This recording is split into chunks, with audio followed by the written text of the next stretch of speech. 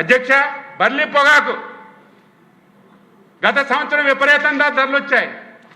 10 వంతులు విపరీతంగా పంటేశారు. ఈ సంవత్సరం ధర పతనం అయిపోయింది. పతనం అవడం కాదు, కొనే నాదుడే లేదు.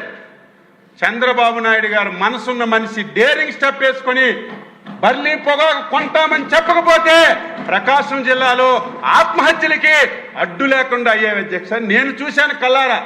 లక్షల రూపాయలు పెట్టుబడి పెట్టారు, కనీసం పొగాకు కొనే నాదుడు లేడు. ఆఫీసులు కూడా చెప్పారు పొగాకు ఏంటండి, మనం కొనమేంటని ఆఫీసుల్లో అడ్డు పెట్టారు. మీరు చెప్పడానికి వీల్లేదు.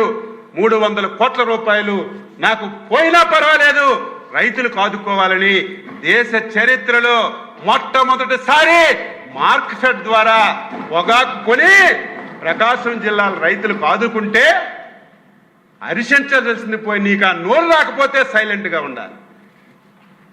దాని మీద వెళ్ళి రాద్ధాంతం చేశాం.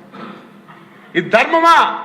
అందుకే నేను ఎప్పుడు కూడా రైతులకు చెప్తాను, చైతన్యవంతులు అవ్వాలి. నేను తప్పు మాట్లాడినా, ఈరోజు నేను నిండు శాసనసభలో చెప్పిన ఒక్క అంశమైనా అచ్చెన్నాయుడు మీరు తప్పు చెప్పారు, ప్రభుత్వం నుంచి అమలు చేయనివి మీరు ప్రసంగం ద్వారా చెప్పారని ఒక్కరు చెప్పినా సరే ముక్కు నేలకు తీసుకొని క్షమాపణ చెప్పడానికి సిద్ధంగా ఉన్నాను. చెయ్యలేకపోతే చెయ్యలేమని చెప్తా, చేస్తే ధైర్యంగా చేశామని చెప్పే పరిస్థితి అధ్యక్ష.